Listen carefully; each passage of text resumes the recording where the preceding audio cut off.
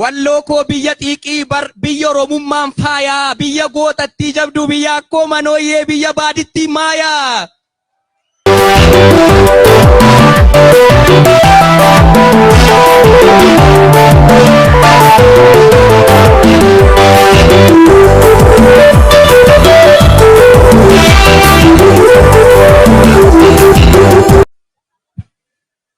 Ayyee dhabadhaa kokkolfaagaa gonkumaan mukaayina addana teessaniiti finfinneedha yoo ta'e biyya abbaa keessaniiti. Biyya Oromoo wal ga'ee fuunfatu tumaa bunaa biyya qajeelaa dooyyoof kan warra tufaa munaa nu'oo warra seenaati seenaa nama gaafannaa finfinnee arra namni gamootti ijaaru kana dulloon itti yaafanna.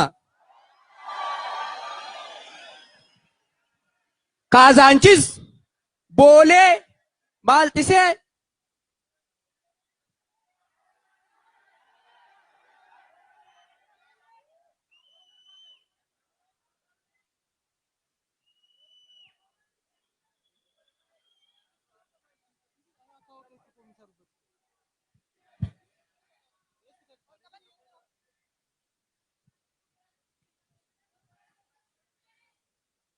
Indagama amma indagama Kaazaanchis Boolee Maaltisee sarra fooqiin bareedaa coqorsa turra ture dulloon keenyatu dheedaa.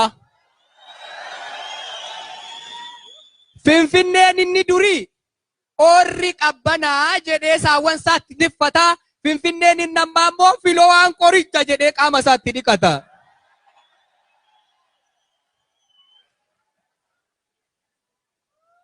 Gudii koo kana gadi baataniin dubbatinaa malee anumtuu dhiyoo kana qarshii 100 kaffaleen itti dhiqadhee gale.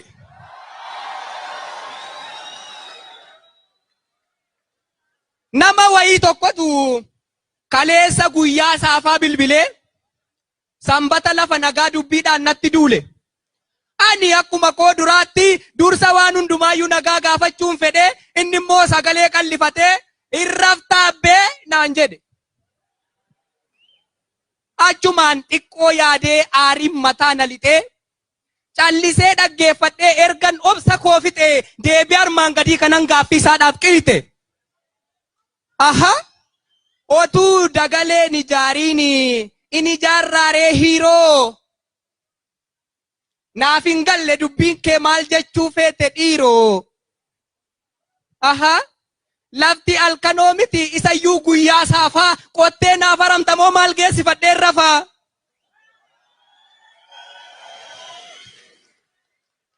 Dhiiga qalamaa cobsee gaachana qubeen duulee dhugaa Oromoon qabu yooman barreessee tuule.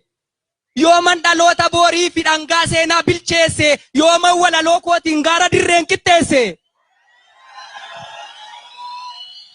Aabo yookiin daldaladhee gamoo guddaan ijaarree yookiin ijoollee dhalchee umuriidhaan hin jaarree reefuun deemsa eegala daandii guddaan na afaa hirriba maaltu na qaban akkamittan rafaa. Guyyaayi yaadaan fiigeen gammoojjii baddaa laba guyyaayi qaamaan fiigeen gammoojjii baddaa laba. Halkanii qaamaan fiigeen duumessaaf samii qaba. Waadaa sabaa baatanii cinaachaan rafuun fafa irraftaa naan jettaa yen akkamittan rafaa. Aaraf abbaan barbaade inni cinaachi fayyaa anaaf hirriba dhabee seenaa hojjechuu naa wayyaa. Cuqqaaleera gurra koo hin dhaga oduu namaa mul'anni koo fagoodha achi ga'uufan deemaa. Tarkaanfadhee qaariyeen firii muka dhugaarraa sabeela enaachisaa wallaalummaaf dukkana lammii koorraa kaachisaa. Qilleensa xiqqoo dhiisii buubbeenuu nan danda'uu nana mana gaaf tokko bakka yaada kan ga'uu. Yaalee dadhabuu sabdiin kutu jiruurraa bulchanii bubbulchanii lafee uumu tiruurraa harkifadhee mandeemaa. Harkifadhee mandeemaa uumnotu na takaaluu. Bakkan ka'ee nan beeka bakkan deemu wallaalu. Jedhee baasee dubbadheen isan duraan mufadhee booda nagaatti dhaameen bilbila koo cufadhe. Dubbatan malee hin ta'u kaa dubbiin keenya barana deebiin koo immoo akkamii nan balleessee jarana.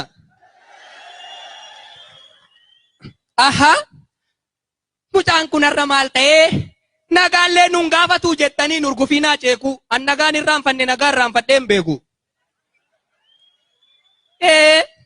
Tikseen guddisa malee hin haphisuun xiqqeessu aadaaf duudhaa abbootii hanga lubbuun jirutti kun dirqama kooti.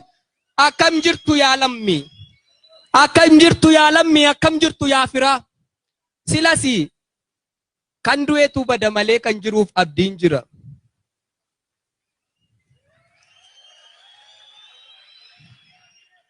Walgeettii warra lafee wal argaa obbolaaf qomoo arri guyyaa wallooti walloo mallattoo Oromoo.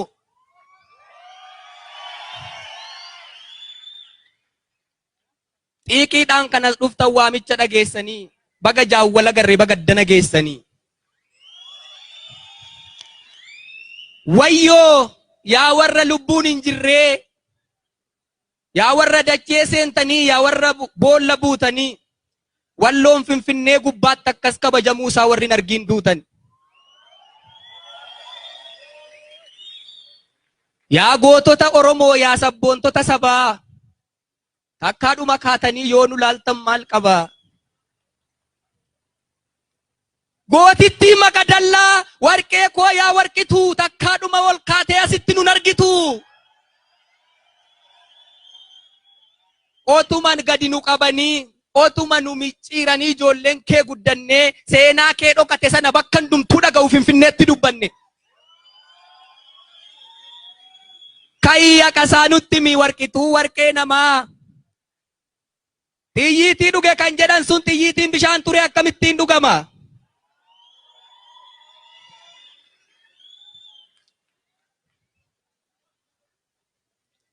Walloo koo biyya seenaa walloo koo biyya gootaa. Si lolan malee loltu gaafa lolte moota. Otuma sitti dhaadatanii otuma sitti marsanii sodaaf rifaatuu gattee alagaa gidduu teessee eenyummaa kee eeggatte. Walloo biyya kabajaa walloo biyya jaalalaa biyya safuu eeggattu biyya shamarran magaalaa fuudhe gaamaalan godha way lammaffaan dabalaa.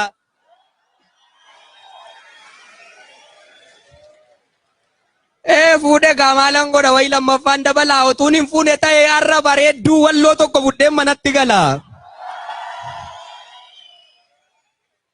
Walloo koo biyya xiiqii biyya Oromummaan faayaa biyya gootattii jabduu biyya akkoo manooyyee biyya baadittii maayaa.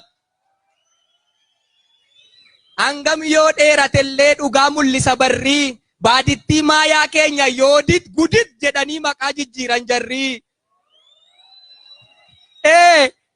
Gudit jechuu dhiisanii gullit otuu jedhanii iyyuu seenaa dhugaa jijjiiru kan akka isheetti gadi qabee sirnaan isaan bulcheeyyuu biyya sana keessa hin jiru.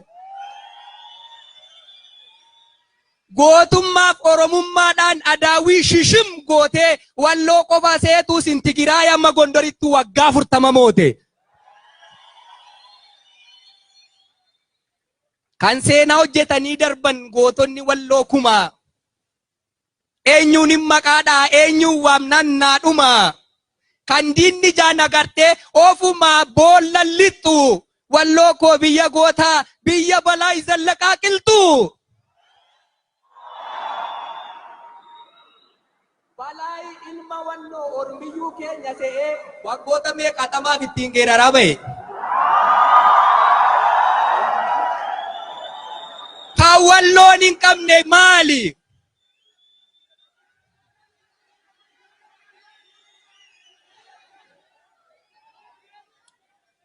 Kan seenaa hojjetanii darban gootonni walloo kumaa.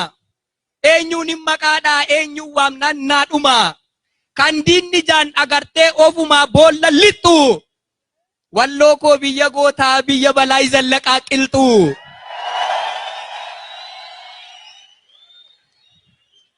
Balaa ilma walloo Oromiyyuu keenya se'ee waggoota meeqaatamaaf ittiin geeraraa ba'e. Wanti walloon hin qabne jira yoo jiraate maali ree? Biyya Muhammed Ali biyya tolaa qaanqiree. Warra kutannoon ka'ee nafxanyaan buluu didee biyya abbaa gaangulii biyya asarra shidee.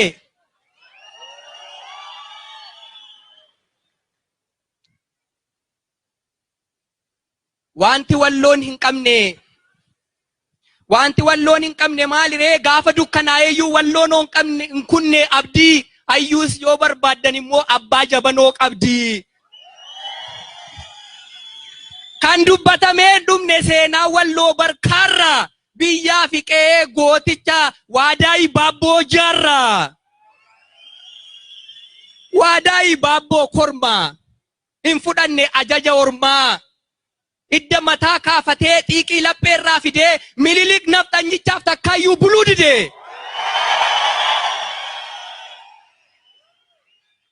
Fuulduraan oomaa dadhabnaan duubaan itti malanii goota keenya Waadaayiin Inxooxootti qalanii. Walloo koo biyya kabajaa, walloo koo biyya nagaa, durii kaasanii hangarraatti qe'ee biyya kee irratti maaf sitti guuru dhagaa. Walloon bari kan lafa hin qabneef kutee kaaniif galaa gudunfee, kan qotee dhabeef iree midhaan gumbiitti dufee, kan cidha qabuuf dhayii dha'ee gammachuudhaan wal marsee, leenjisa waliif kennee ameessa waliif dabarsee, kan eelee qoteef kabala, kan ceefii bobbaaseef balala, kan lubbuu dhabeef gumaa, kan lubbuu argateef gumaata, kan dhibameef qoricha, kan rakkateef furmaata. Gasoo jaalalaan qotee rakkoo walii buqqisee, kan firan qabneef luka ta'ee kan haadha dhabe guddisee, waraana wajjin lolee waantaa waliin gombisee, gaafa cooma muratu ollaasaaf cooma muree, saba amminan beekne saba arjoomaa ture.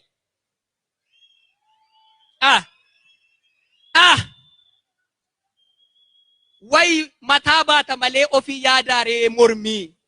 Saba garraamee akkasii gamtaadhaan itti duulte nu jalaa miite ormii. Yaa Oromoo!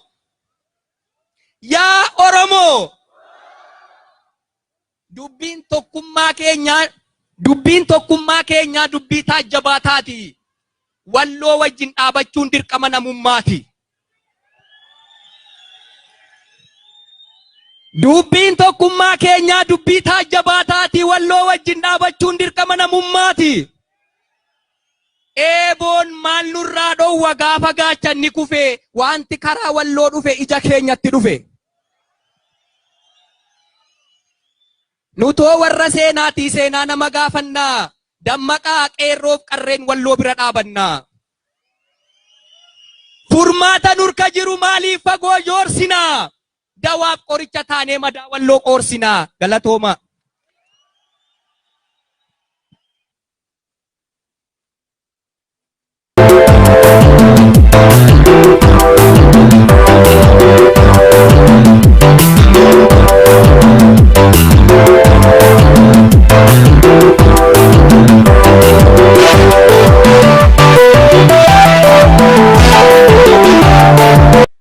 Walloo koo biyya xiiqii biyya Oromummaan faayaa, biyya gootattii jabduu, biyya akkoo manooyyee, biyya baadittii maayaa.